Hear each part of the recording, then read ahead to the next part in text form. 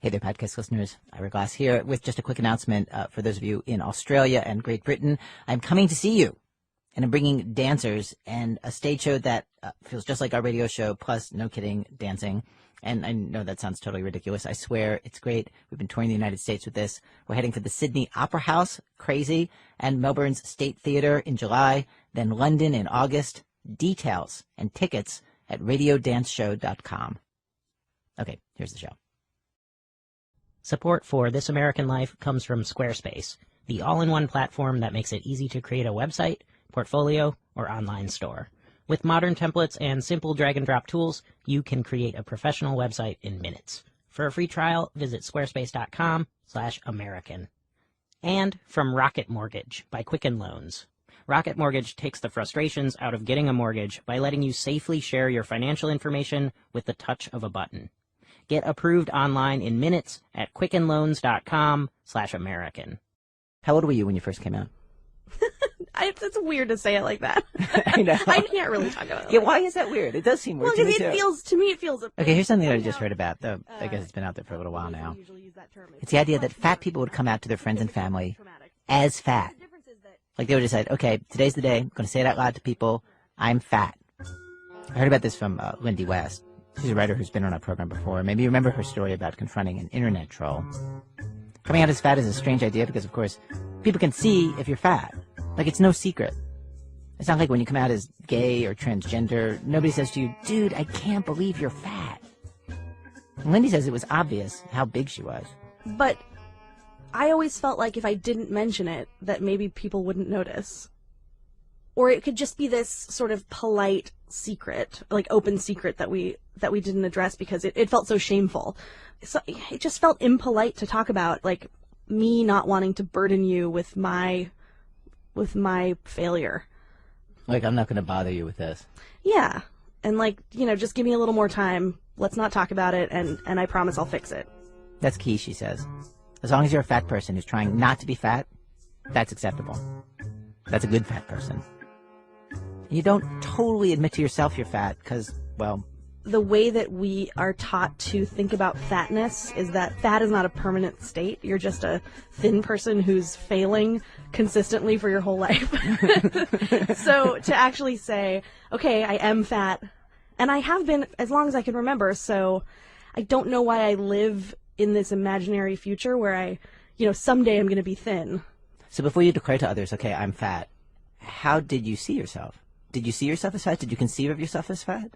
Yeah, but I was determined to not be fat forever, and my worst fear was, what if I am?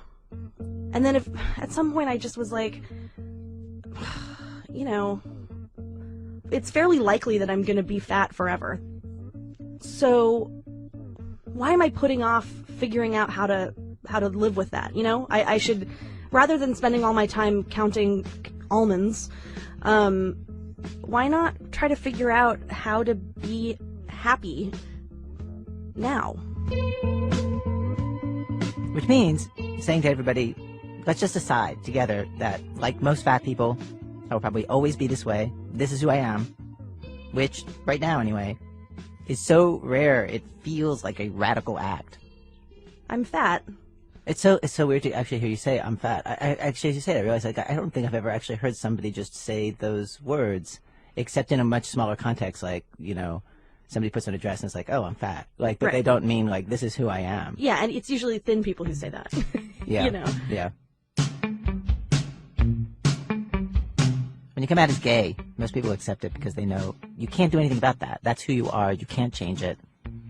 But coming out as fat, doctors and your family and kind of the entire culture is organized to point out how wrong-headed you are. When you're over a certain size, it's been explained to me by a few people now, complete strangers walk up to you on the street and tell you to lose weight. They shoot you dirty looks when they see ice cream in your shopping cart.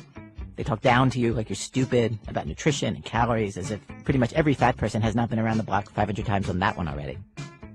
That's why deciding to stay fat and be okay with it is at a peculiar frontier right now, where things are shifting and people do not agree about what is acceptable to say and think. When I was talking to Lindy, I used the word overweight a few times.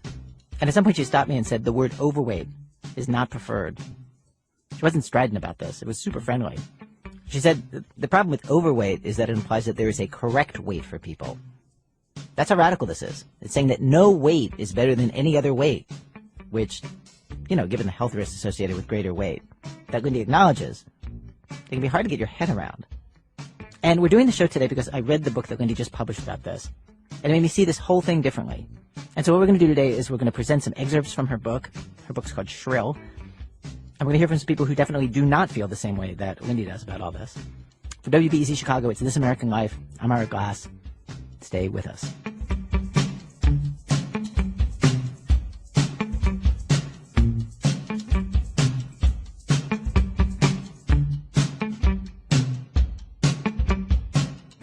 Act 1. The day the scales fell from her eyes. So Lindy West is very much a fat person with a before picture and an after picture. Though in both pictures she's fat. In the after picture she is outspoken and happy. In the before picture she is painfully shy and not as happy. She says as a fat teenager she felt like a monster. Cool clothes did not seem to exist for her. In her 20s, fat made her world smaller. She'd stay home when friends went hiking, biking, sailing. She'd cancel plans to avoid restaurants whose tables were so close together she couldn't navigate through them. And then not to mention the fact that you're knocking stuff over. Just moving through the world as a big person is hard. Yeah. I take up a lot of space. It's undeniable. It's awkward and embarrassing, and I'm just constantly knocking stuff over with my butt, She describes being fat as simultaneously being way too visible and being invisible. Not wanting people looking at her, noticing what she eats. She worried, and she worries still all the time about destroying chairs by sitting on them. Chairs. You catch that? Till this interview, it never occurred to me that a human being could sigh that way over chairs. Chairs. For the record, she says she's only destroyed one chair. It was at a friend's comedy show. In a packed, sold-out theater, and I'm sitting on the stage, and then, of course, the chair made a horrible, loud cracking noise, 5 minutes into the show, and then I sort of, and I was already on high alert for the chair, so I managed to sort of leap into a crouch. As if trained for it. Exactly. It was like Mission Impossible. And because breaking a chair is a combination of so many horrible things. It's like confirmation that you are giant, that, furniture cannot withstand you. So it's like falling down, making a scene. You're on stage so people can see you. Yeah, I'm sure people in the audience. A guy came running out with a chair. Of course. And then how do you go about the okay, nothing to look at here, nothing, how do you do that? I don't remember. I think I just started nodding a lot to the comedy, oh yeah. Yeah. But those things just make you stronger, Ira. In fact, the question she's asked most often these days is, where do you get your confidence?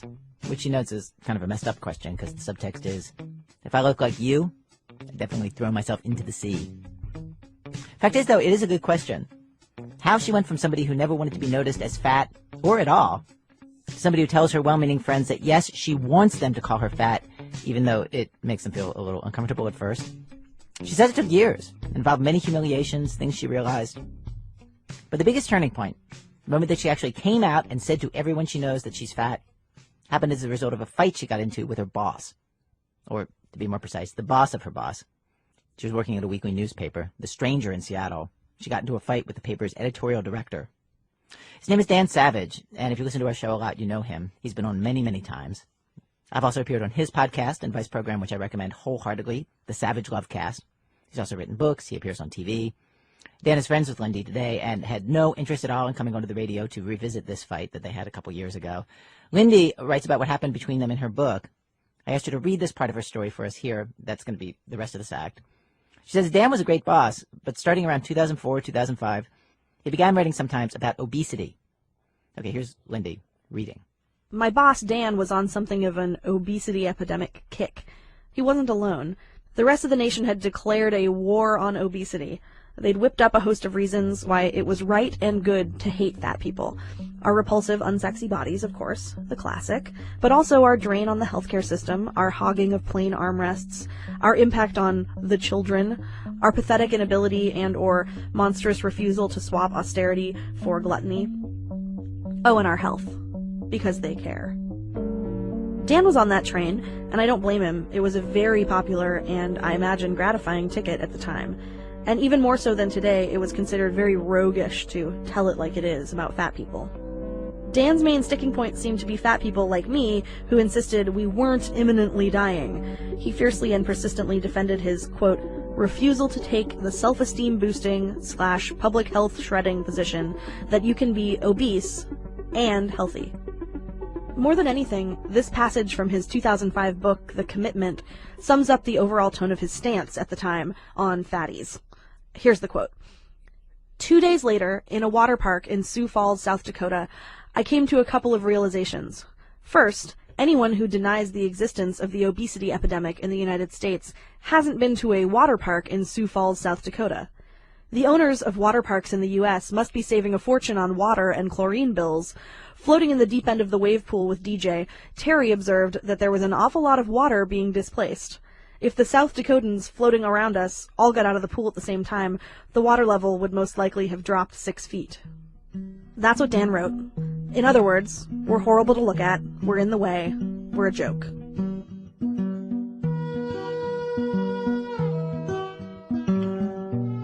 I could probably have dealt with that, but I started to get comments here and there from readers asking how it felt to know that my boss hated me because of my body. I knew Dan didn't hate me, but why didn't he see that when he wrote about fat people, he was writing about me, Lindy West, his colleague and friend? And why should I, as an employee, have to swallow that kind of treatment at my job, in the same newspaper I was sweating blood into for $36K a year? Did I want to be the kind of person who didn't fight? Okay, so I'm just going to jump in here. Lindy decided to take a stand. And she did as a culmination of a bunch of experiences and changes in the way that she thought about being fat. And I talked to her about those in our interview. One of the big things was she saw these photos taken by the actor Leonard Nimoy, the guy who played Mr. Spock on Star Trek. Late in his life, he did a series of these gorgeous black and white photos called the Full Body Project, where he photographed fat women, naked. And they're presented as objects of beauty, like they're art photos. And I just had never seen that before, ever in my life. It had never occurred to me that you would do anything with a fat body other than hide it. And the women in these photographs were so proud and just full of life, and it really had an impact on me. I mean, at first I was really uncomfortable. Uncomfortable, like, oh, no, don't show that. Yeah, like, you guys. That's secret. You guys, we've been working really hard on not showing this to people. From there, she started searching the internet with the intensity, she says, of a teenager looking for porn. Only she was looking for sites where they posted images of fat people.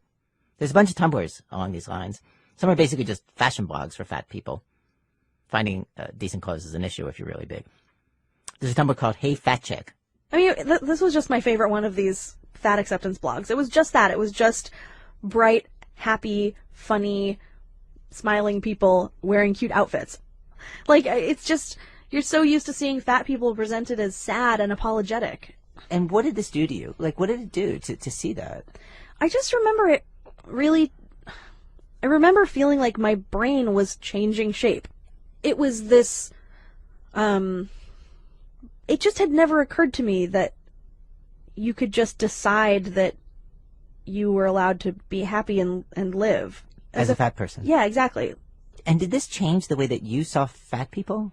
Yeah, I mean, there was, I can't even explain how strange it was, because it was like, it wasn't just conceptual, like, oh, I deserve to be happy. It was like, I was looking at specific parts of their bodies and staring at them, parts of their bodies that I had always just reviled on myself. Like what do you mean? Like what? You know, like fat rolls and arm fat and bellies and staring at them and saying, okay, what if I found that objectively beautiful? What if I decided that's beautiful? And then does that work? Yeah, it does. At least it worked for me. And then it really looked beautiful. Yeah, really genuinely. And it felt like some sort of sorcery. Like, at the time I was like, how is this possible? Lindy says in her book, want to change the way you see fat people? Try it. So, that stuff is rewiring her brain, and she's thinking about it a lot. And to get back to our story, her boss is saying these demeaning things about fat people, and she decides enough. Okay, back to her reading. And I'll just say we have unbeeped some words here on the internet version of our show. If you preferred a beeped version, there's one on our website. Something lurched awake inside of me. A lifetime of being talked down to about nutrition, being kept secret by men I was dating, being both invisible and too visible, finally foamed up and spilled over. I emailed Dan privately in November of 2009.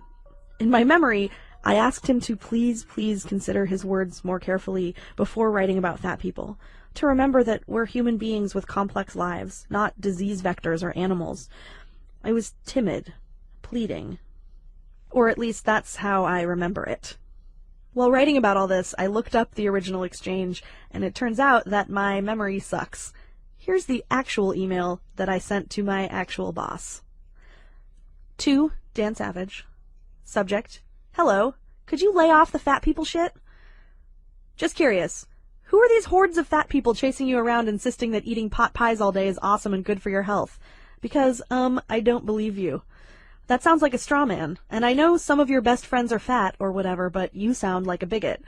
Also, your super fucking obvious and regressive point has been made. Everyone in the world already thinks fat people are lazy and gross. Then I went all caps. We get it! You are not breaking new ground here! Back to regular case. Being fat is its own punishment. I don't give a shit if you think I lie on the couch all day under the Dorito funnel. I'd just rather not be abused on the internet from inside my own workplace. Just a thought. Love, Lindy. Dan's reply was 9 words long. He asked simply if I'd ever detected any animus from him personally. Nope, not at all, I wrote. Not my point at all, either. He said he heard me, but I was accusing him of being a bigot, a serious charge against someone exhibiting, by my admission, no animus. It was a dodge. He was deliberately missing the point. We never talked about it in the office. For the next year, he went back to posting semi-regularly about the horrors of the obesity epidemic, with no discernible interruption, and I went back to ignoring him. Then Dan wrote a blog post entitled, Ban Fat Marriage. He was responding to some Republicans' argument that gay marriage should be illegal because gay people supposedly die younger. Here's Dan. Quote, Why stop with gay people? Iowa should ban fat marriage. There are, according to the state of Iowa, more than 1.4 million obese people living in Iowa. The social costs of Iowa's obesity epidemic are pretty staggering, and those costs include premature death and lower average life expectancies for Iowans. In response, I threw up a quick blog post.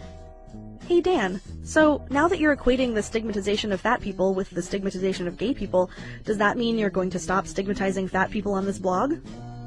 Nothing. I waited a few days. Nothing. I looked back over our old email exchange. My private confrontation with Dan had gotten me nowhere. Taking a quick, vague swipe at him on the blog had gotten me nowhere. So I did what, honestly, I thought Dan Savage would do. What he'd taught me to do over my years at the paper. On February 11th, 2011, I wrote a scorched earth essay and posted it publicly at the tail end of a sunny Friday afternoon. The post was called, Hello, I Am Fat. It included a full-body photo of me taken that day by Kelly O., our staff photographer, with the caption, 28 years old, female, 5'9", 263 pounds. It read as follows. This is my body. Over there. See it? I have lived in this body my whole life. I have wanted to change this body my whole life. I get that you think you're actually helping people by contributing to the alp of shame that crushes every fat person every day of their lives. But you're not helping. Shame doesn't work. Diets don't work. Fat people already are ashamed. It's taken care of. No further manpower needed on the shame front. Thanks.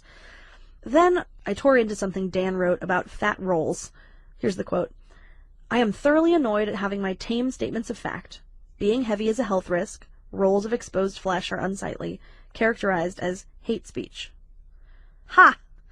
Rolls of exposed flesh are unsightly. That is in no way a tame statement of fact. It's not a fact at all. It's a cruel, subjective opinion. But this is what's behind this entire thing. It's not about health. It's about ew. You think fat people are icky. Ew. A fat person might touch you on a plane with their fat. Ew. Coincidentally, that's the same feeling that drives anti-gay bigots. No matter what excuses they drum up about family values and, yes, health. It's all ew. And sorry, I reject your ew. You're not concerned about my health. Because if you were concerned about my health, you would also be concerned about my mental health, which has spent the past 28 years being slowly eroded by statements like the above. Also, you don't know anything about my health. You do happen to be the boss of me, but you are not the doctor of me. You have no idea what I eat, how much I exercise, what my blood pressure is, or whether or not I'm going to get diabetes. Not that any of that matters, because it is entirely none of your business. Okay, I'm going to jump in one more time here, because this health question is actually kind of the third rail when people talk about fat. Fat people are told all the time they're choosing to be unhealthy. Lindy and other fat people point out that actually the causes of obesity are way more complex than just eating too much.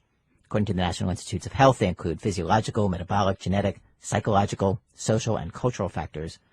Also, we haven't invented a way to make fat people thin long term. Fewer than 1 in 100 obese people get thin and keep it off, according to one recent study, which tracked over 250,000 people for 9 years. So we're in this situation where a third of all Americans are classified as overweight, another third of us are obese. Can it really be that so many of us are just weak and choosing to be unhealthy? There must be some other way to think about this. Okay, back to Lindy. I reject this entire framework. I'm not concerned with whether or not fat people can change their bodies through self-discipline and choices. Pretty much all of them have tried already. A couple of them have succeeded, whatever. My question is, what if they try and try and try and still fail? What if they're still fat? What if they're fat forever?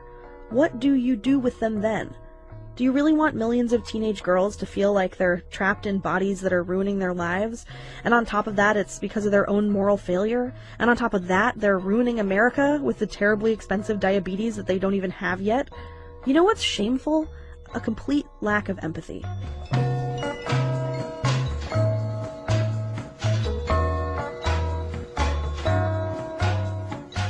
A few days later, Dan Savage wrote a response. By the way, 3 times longer than Lindy's post. She didn't convince him at all. Dan and she went out once for beer and soft pretzels and talked it out a little to make sure they were still friends. Of course, they still didn't agree. And then, they never spoke about it again. Lindy says in the years since, though, she's noticed, and Dan says this is true. He writes about fat people differently. No cheap punchlines. Live and learn, he texted me. Of course, how Lindy writes about fat people was changed by this as well.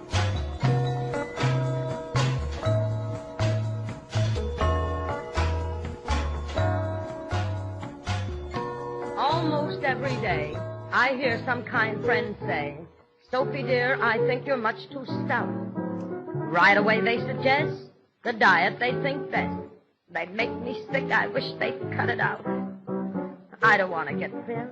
I don't want to get thin. Why should I, when I'm all right as I am? Act 2, it's a small world after all. So when we were all talking about what we wanted to put on this week's show, we got into the subject of fat suits. And one of our staffers, Elna Baker, blurted out, if she put one of those on today, she'd feel like herself again. Elna is one of those rare people who has lost a lot of weight. She lost 110 pounds, and she's kept it off for years and years. She says she grew up being told the same thing that lots of fat girls are told. That she'd never have a husband or a family if she stayed fat. She'd never get the job she wanted if she stayed fat. The job she wanted in her case was she wanted to be an actress. Her grandfather would tell her flat out, nobody wants to see a fat girl on TV. But she didn't believe it. She thought it was an exaggeration. She's a hard worker, good attitude. She just figured she'd just make it work. And then, it didn't work. Here's Elna.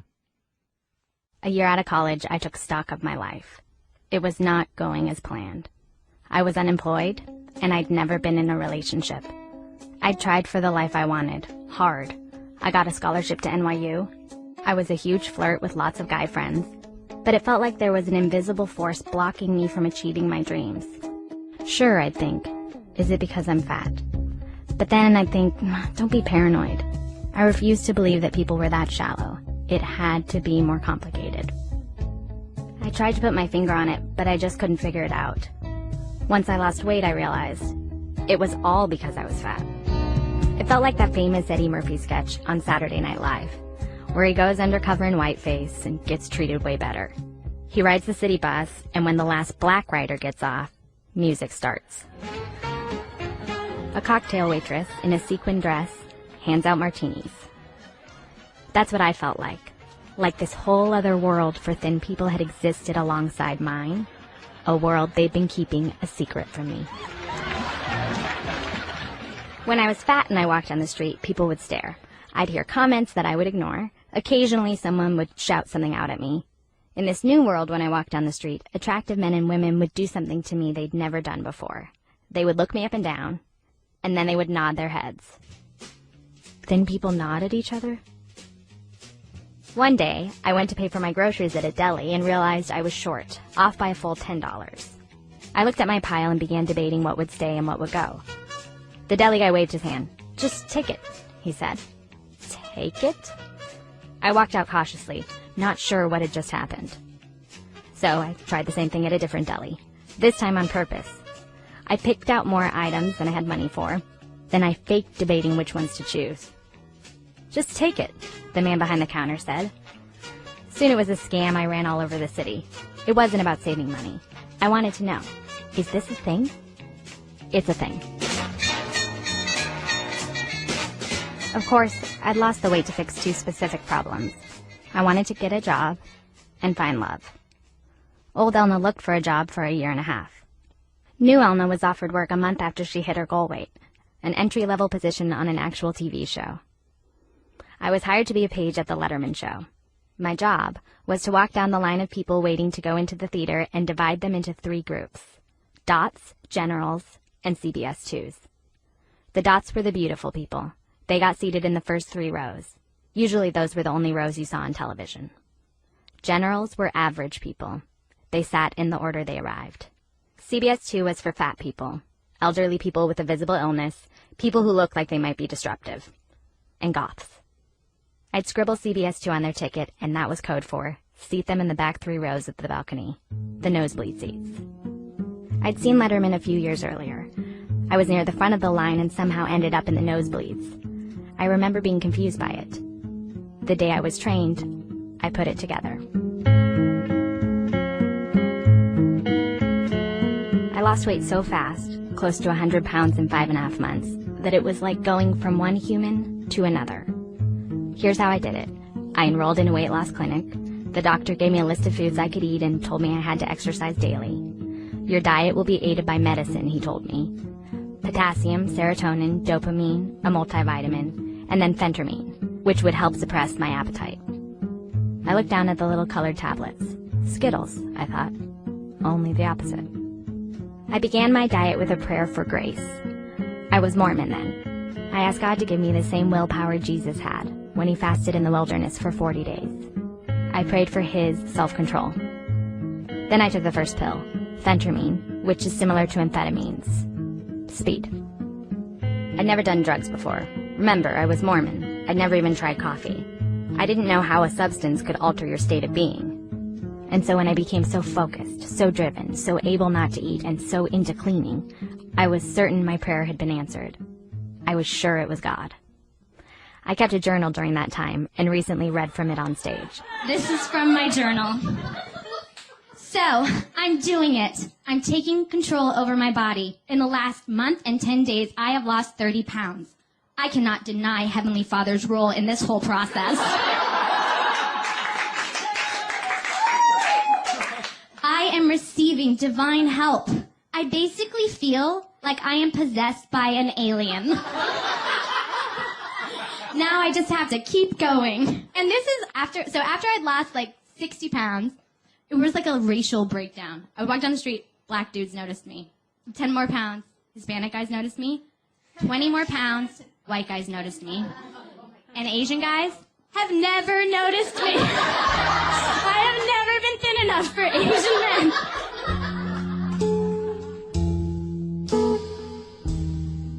I'd only been kissed a handful of times when I was fat. Each ended with the guy saying the same exact thing. Don't tell anyone about this. I was hoping that losing weight might change all that. And it did. New Elna kissed 16 guys in 8 weeks. I know this because I drew a map in my journal of the city and marked the location of each kiss with an X, geolocating it. 9 months in, I started seeing a guy from my building, a kindergarten teacher who left love notes on my door. And we started to really fall for each other. One night he told me, "I liked you from the first moment I saw you." He was referring to the building barbecue we'd hung out at a few weeks earlier. But we'd met long before that barbecue. We'd lived in the same small building for 4 years. One day when I was still fat, I'd knocked on his door and asked to borrow a hammer. When I brought it back, we talked for 20 minutes. After that, I knew him. He was Andy in 3C. We nodded when we saw each other in the hallway. Now, he had no idea that girl was me. We dated for another 2 months, but I couldn't let it go. It just spoiled everything. I thought we were falling in love. I thought it was real. But it was based on the way I looked. He couldn't even see me when I was fat. I didn't matter until I was this size. The attention I got from men, I wrote in my journal. I wish I could just enjoy it. Instead, it made me sad.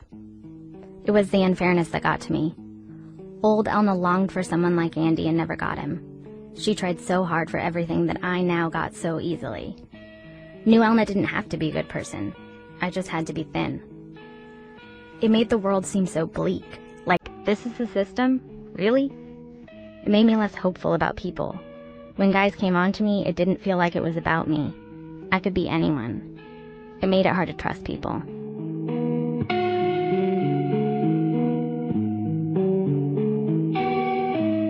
Can I just say another word about this? It's just such an unbalanced reward system. It took so much more kindness, hard work, and ingenuity to be a person in the world when I was fat. All this took was not eating.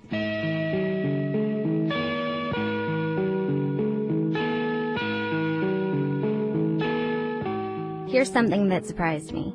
It wasn't enough to take diet pills. It wasn't enough to lose the weight of an entire adult woman from my own body. Once I did all that, I realized I still wasn't actually thin. Not really. After dropping the weight, I had so much extra skin that I could lay on my side and pull it a half foot in either direction. For a long time, I tried to get the skin to go away with lotions and exercise. Eventually, I resorted to surgery. In fact, 4 different surgeries. They included something called a circumferential body lift. They made an incision around my entire waist, cut out a 6-inch belt of skin, and then sewed me back together. I also got a thigh lift. They cut up my legs from my knees to my groin and took out as much skin as they could. Now, I have a scar that runs completely around my waist, as if a magician cut me in half. I also have 2 scars running up my legs like inseams.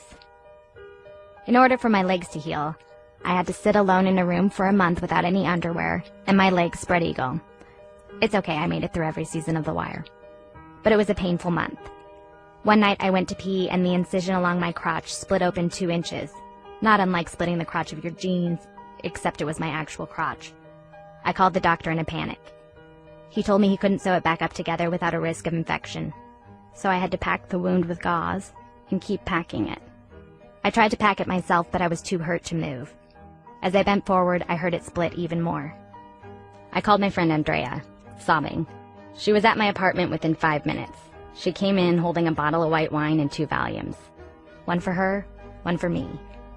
She had me lay back and push wads of gauze in my leg crease like she was putting the stuffing back in a teddy bear. But even surgery couldn't remove the extra skin entirely. When I hold my arms and legs out, I still look like a flying squirrel. Here's a journal entry from when I was 22. Quote, I was happy when I was overweight. I had no idea I should be sad. I was free before. I'd trained myself not to care what people thought, and I'd done a good job of it. I learned how to do the worm, and I would do it in dance circles. Only I wasn't actually physically capable of it. I just thought it was funny, and it made everyone laugh. I would never do that now. What if I looked stupid? I wore the most ridiculously bold things, vintage neon green and pink Hawaiian print dresses. I didn't constantly take the temperature of the room. It just was. That's the person I sold out to become this person.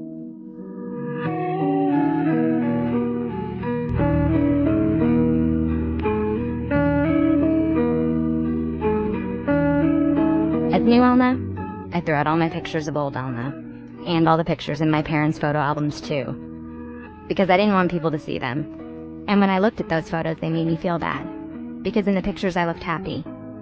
And I'd look at them and think, you're so stupid to think that you're happy. That's crazy, of course. And now I don't have any pictures of myself from ages 12 to 22.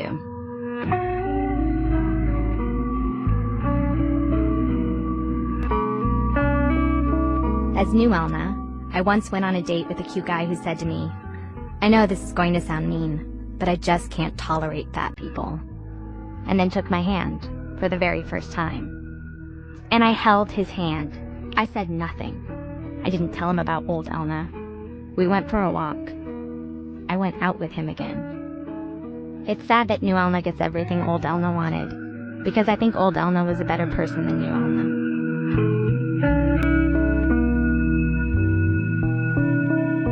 Recently I read Lindy West's book. She's my same age, we both grew up in Seattle, we're the same height and used to be the same weight. And she stayed fat and decided she was happy with it. She got everything I thought I had to lose over 100 pounds to get. Saray Walker's book Dietland hit me just as hard. I related more to those books than any I've ever read. In each of them, a fat woman grappled with the same things I did and made the opposite choice. They stayed fat. And reading these two books was the first time I was able to imagine a parallel universe where I could have stayed fat. For the first time, I wondered if I'd done the right thing by killing off old Elna. I've been, honestly, in a bit of a crisis.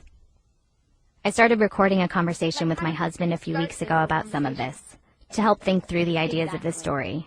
I do that a lot. He and I have only been married a month. He never met old Elna.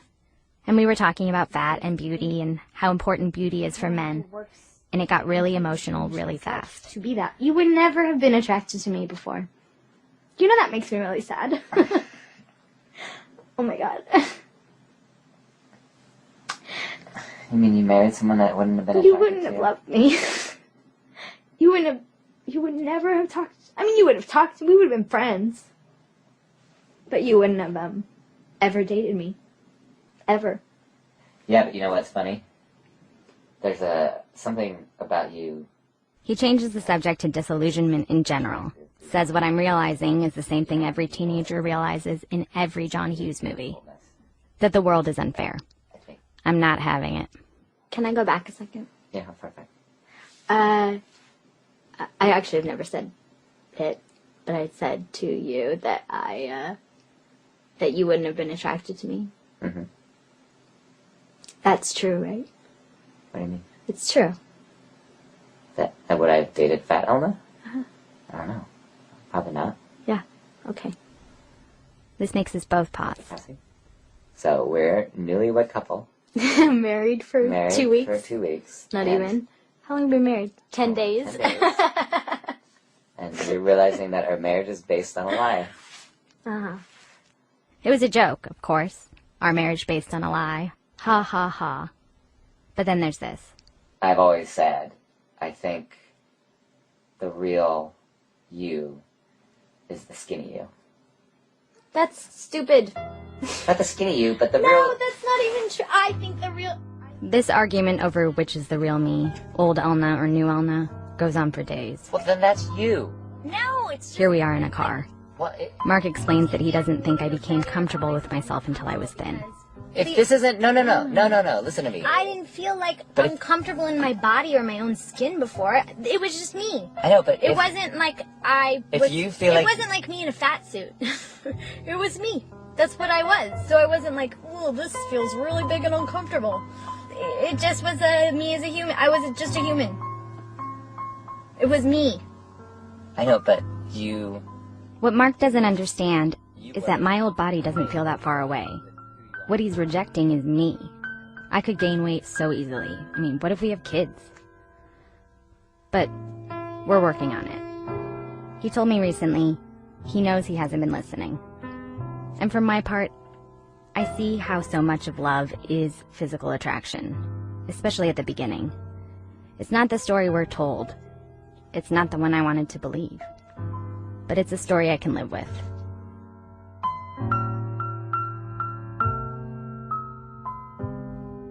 Here's something I never tell people. I still take Phentermine. I take it for a few months at a time a year, or sometimes it feels like half the year. I can't get it prescribed anymore, so I buy it in Mexico or online, though the online stuff is fake and doesn't work as well. I have a shirt that says, I'm allergic to mornings. Everyone who knows me knows I have problems sleeping at night. I am usually up until 4 a.m. I say I have insomnia. Really, I am awake because I am on speed, and I am on speed because I need to stay thin. I need to stay thin so I can get what I want. I know how this sounds. I know exactly how messed up it is. But I also feel like I can't be honest with you, like we won't really get anywhere, unless I admit it. I'm taking it right now, by the way. I took it at 11 a.m. this morning. I will take another one at 4. I was on it to lose weight for my wedding, and now I'm still on it because I'm about to pitch a TV show in LA and I need to lose even more weight. Phentermine turns off the part of my brain that thinks about food. When I'm on it, I can legitimately say, I forgot to eat. I've thought before that it may be affecting my health. It feels that way. I've intentionally never Googled the side effects. I know that all of this is wrong. I don't like what I am. But I've accepted it as part of the deal.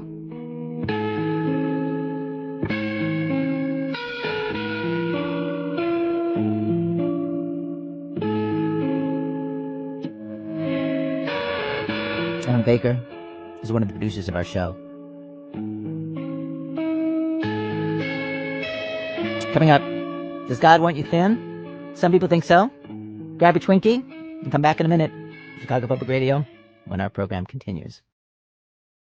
Support for This American Life comes from Squarespace. If you have a story to tell, whether it's about starting a new business or sharing photos from a recent adventure, Squarespace gives you an all-in-one platform to bring these stories to life online. With modern templates, mobile responsive designs, simple drag-and-drop tools, and 24-hour support, you can create a professional website, portfolio, or online store in just a few minutes. For a free trial, visit squarespace.com/American. And from Rocket Mortgage by Quicken Loans. Rocket Mortgage brings home financing into the 21st century with a completely online process that's fast, easy, and convenient. Using your phone or tablet, you can safely share your bank statements and pay stubs without having to dig through piles of paperwork. It just takes a few minutes to get a custom mortgage solution on your terms, wherever and whenever you want. Check out Rocket Mortgage at quickenloans.com/American. Equal housing lender, licensed in all 50 states, NMLSconsumeraccess.org, number 3030. It's This American Life from Ira Glass. Today's program, Tell Me I'm Fat, in which we ask, should we think about weight differently than we do? We've arrived at Act 3 of our program. Act 3, how you doing with sizes? So obesity in America affects a higher percentage of black people than white people. Roxane Gay has written a lot about race and some about obesity in her book Bad Feminists and elsewhere. Roxane's black, she's fat, and she says those two things together have a huge impact on the way people perceive her. Oh, I'm mistaken for a man all the time. Literally all the time. And I'm sorry, but I have huge breasts. There's just no way that you're mistaking me for a man. It's because they see me and they see my skin and they think, well, no, she can't possibly be a woman. And so that's the number one thing that happens. And it's actually extremely annoying. And it's white people or it's black people also? Oh, no, it's white people. Black people know what I am. You said being black adds another layer of bullshit to being overweight. Yes, it does. Like you're even lower on the sort of totem pole of dignity. People look right past you and they don't think that you have anything of value to offer. Like you can go into a car dealership, for example, and you're the very last person that the dealer will walk up to because they think you can't buy a car. Has that happened to you at a car dealership? Yeah, definitely. Yeah. No, I think the thing that happens most commonly is when I'm flying, I am oftentimes standing in the priority line because I travel every week. And people will say, you know, this is the first class line, as if I don't belong there. What do you say? I say I know how to read. Yeah. And just leave it at that. You draw a distinction among different kinds of fatness. Can I have you talk about that? Yeah, I mean, I think there are different kinds of fatness. There's the person who's maybe 20 pounds overweight, who's fine as they are. But if they want to lose weight, they just need to, go on Slim Fast for a couple weeks or something. And then you have people who are, I like to call them Lane Bryant fat, which means they can still buy clothes at Lane Bryant, which goes up to 28 in size. And they're the ones I find that are often the strongest cheerleaders of, this is who I am. And you have to take me as I am and respect me because of my body, not despite it. And I admire that a great deal. But I think it's easier to feel that way when you have multiple places where you can buy clothes and feel pretty and move through the world. And you've noted Lindy is what you call Lane Bryant fat. She told me she was a size 22. Yeah, I mean, I don't mean that in a disrespectful way. I just mean she has access to spaces that people like me do not. Because what's your situation? there's another level. I mean, then there's when you're super morbidly obese, where you can't really even find stores that can accommodate you. You know, you don't fit in any public spaces like movie theaters, public bathrooms, so on and so forth. Is the official name of what you are morbidly obese? That's the medical term? No, the medical term is super morbidly obese. It's so mean. Yes, it is. It's mean, it's dehumanizing. How much weight would you have to lose to be Lane Bryant fat? 200 pounds.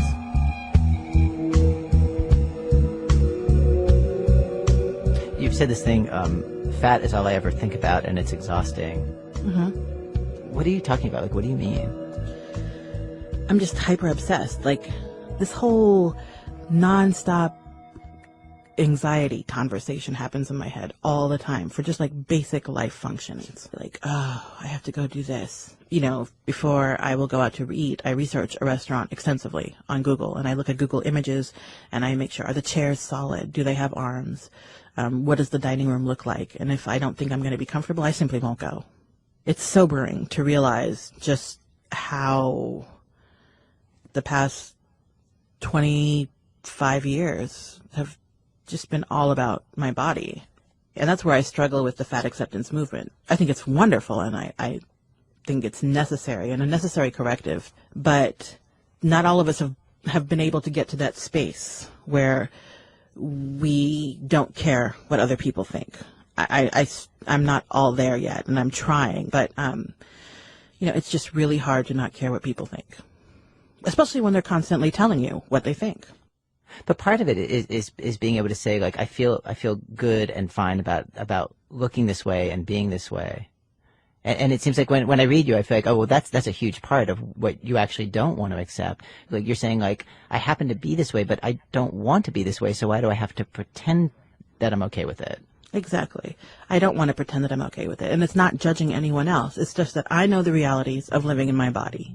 I know how irritating and how exhausting it is to, for example, climb a set of stairs. And so I don't need to be thin, but I want to be in better shape. I want to have more stamina. And I honestly, because I'm vain, want to wear cuter clothes. That's normal. Yeah, it is normal. But then there's a lot of people who don't like that attitude in me. But again, I think it's because they're Lane Bryant fat. And even when you're Lane Bryant fat, it's a struggle. But at least you have that. Like, I don't even have that. And so it's like, let me feel the way I want to feel. Just let me be me.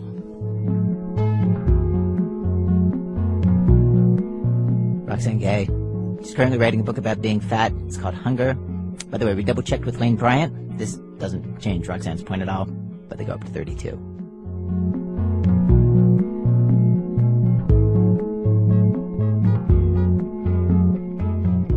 Like 4, cross trainers. You know, it's so common to judge people on their weight. And of course, so often there's this moral dimension to it that is just gross. This idea that you're fat because you're weak, you can't get control of your own life. Today on our program, we're saying maybe that is not the most accurate or the most helpful way to look at this. This next story is about a very specialized example of this kind of moralism. You may know that there's a Christian weight loss movement, and it's big, with seminars and books like Help Lord, The Devil Wants Me Fat. Daniel Ingber takes us into a particularly extreme moment for this movement. Paul Brinson loves to exercise. He's a runner, he's a biker, he's actually got a doctorate in physical education, and he spent a big portion of his life teaching people how to stay in shape. In the early 1970s, Paul got this dream job offer. He got a call from the brand new Oral Roberts University, asking him to head up their new phys ed program. Paul was a Pentecostal evangelical Christian, and Oral Roberts was maybe the most famous televangelist and faith healer in the world. Two of the biggest things in Paul's life were coming together, God and exercise. So Paul and his wife moved out to Tulsa. When I arrived at Oral Roberts University, within a month, he met with all the new faculty, and I remember sitting across from him in his home having dinner. And I asked him the question, why is physical fitness so important to you? Because I was aware of the whole Pentecostal fundamentalist movement of Christianity, and exercise was not a part of that environment. And so I wondered, why was it important to Oral Roberts? And his response, I thought, was really interesting. Now, he was a faith healer. He had traveled the world for those 25 years before we got there, praying for the sick. And so he told me, he said, I've probably laid my hands and prayed for over 1 million, well over 1 million people. And as I did that, little by little, I observed that I think I wouldn't have to pray for the healing and health of these individuals if they would just take care of themselves. Oral Roberts wanted to teach a lifestyle to his students, what he called the whole man philosophy. Mind, body, spirit, they would all have equal importance at the school. Here's how the provost from back then, Carl Hamilton, explains it now. Our bodies are the home of the Holy Spirit. Making that home a fit one is one of the ways to glorify God in the Holy Spirit. Paul would be in charge of making that home a fit one. In the fall of 1974, he took over the school's aerobics program at a brand new $2 million center with a fancy indoor track. Every student had to get a certain number of aerobics points per week. They might get a point for walking a mile, or 2 for playing doubles tennis, or 5 for bouncing on a trampoline. Remember, this is 40 years before Fitbits. Back in 1974, just the idea of regular exercise was cutting edge. Jogging had only just become a thing, aerobics was brand new, and here was ORU with all its students running around in headbands and tube socks. Then Oral Roberts had another idea, to push the fitness program even further. Here's Paul. At the graduation ceremonies of 1975, at the end of my first year there, Oral Roberts observed several students who graduated that he saw were obese. And within the next few days, he contacted Dr. Carl Hamilton, the provost of the university, and this is, I understand, how this took place, and said, I really don't want to see significantly overweight, obese students graduating, because it indicates that they have not met the goal of the university to be physically disciplined. And please develop some guidelines or some criteria so those students make progress or do not graduate. Maybe do not graduate is too strong a term, but that anyway something is done about that. In that moment, something changed. Paul's fitness program wouldn't just keep tabs on students' exercise. Now, he'd make sure they weren't fat. Suddenly, how you looked mattered. And so we began doing skinfold testing that fall. Skinfold testing. Just to give you a sense of how serious ORU was about this, and how ambitious, at the beginning of every semester, every freshman went to what they called the Human Performance Lab for skinfold testing. They were tested on a bunch of stuff, their lipid levels, their lung capacity, and their body fat. First, they'd take a caliper to the thigh. In the abdomen, in the back, in the triceps area. And then in certain cases, they'd check their measurements by dunking students in a giant bathtub. That was the gold standard for determining body fat in the 1970s. So they put you in a bathing suit, right? So the least amount of clothing that you can get away with, and of course it was a Christian university, so it was almost like a turtleneck bathing suit, right? Jerry Johnston was one of the students in Paul's new program. She says her fat test was like being in a carnival dunk tank. They would put you on this chair and lower you into the water-filled, I would just call it was almost like they were putting you in a big beaker, you know what I'm saying? And it would have water in it, and they would put you in the water, and they would tell you up to your neck, and they would say, blow out as much air as you can, and then hold your breath as long as you can. And then they would put you on in the water, and then they would... You were completely submerged? Yeah. I mean, did all of the students have to do that? I don't think so. I think just the people that were in, just us special ones. Jerry Johnston was too big. Students like her were put onto something called the Pounds Off plan. It all came down to their percentage body fat. 25% for males and 35% for females would be a good cutoff. And then they had to lose some weight. Specifically, lose 8 pounds each semester and 1% body fat. This wasn't a suggestion. It was a requirement. The school told Jerry at the end of sophomore year that she'd have to keep on losing weight. She'd have to weigh 180 pounds by the time that she came back in the fall.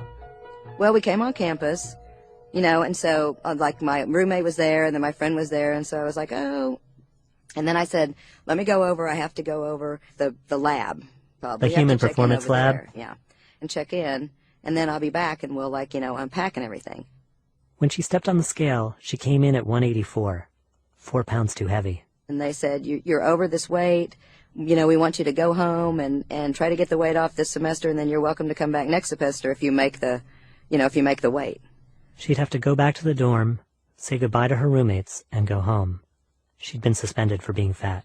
So, and I was astonished, and then, they prayed with us. I was like, okay.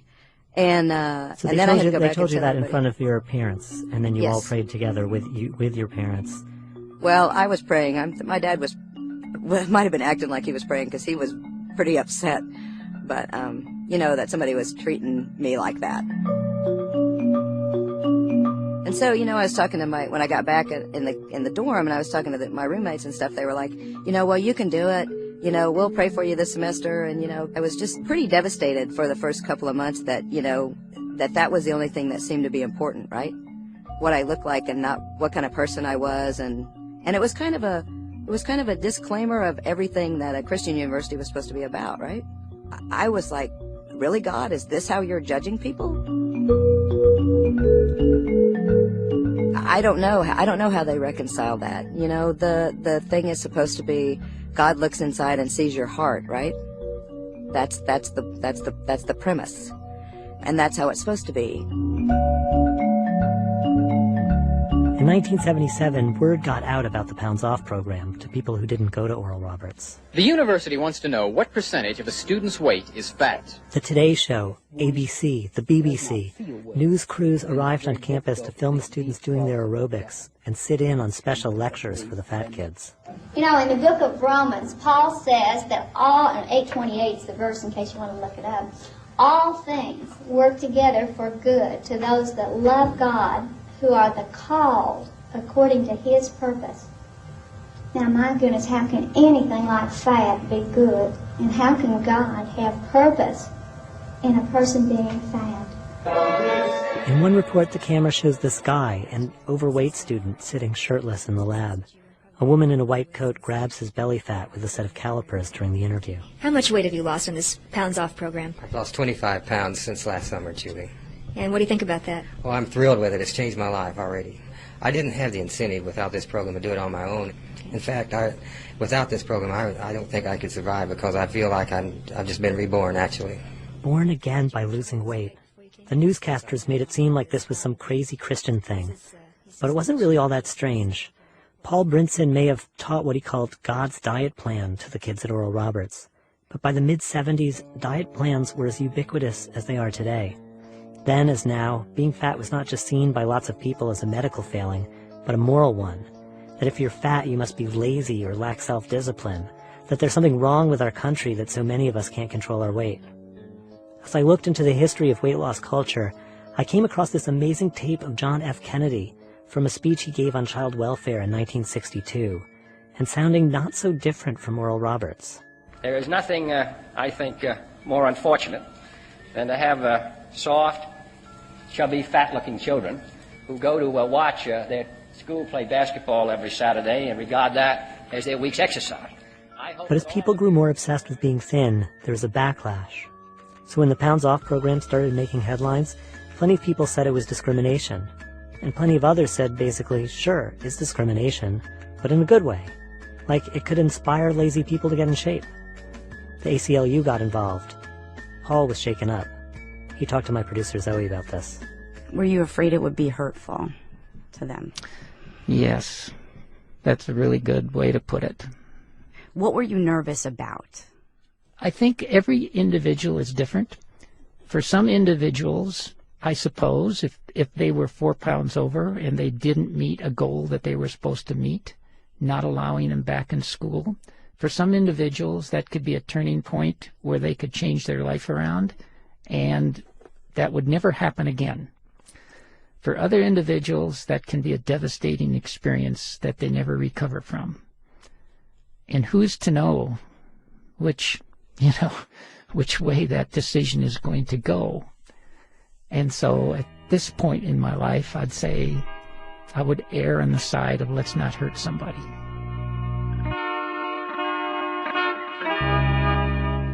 Oral Roberts still has a physical fitness requirement. Students there still have to collect aerobics points, but they're not required to lose weight.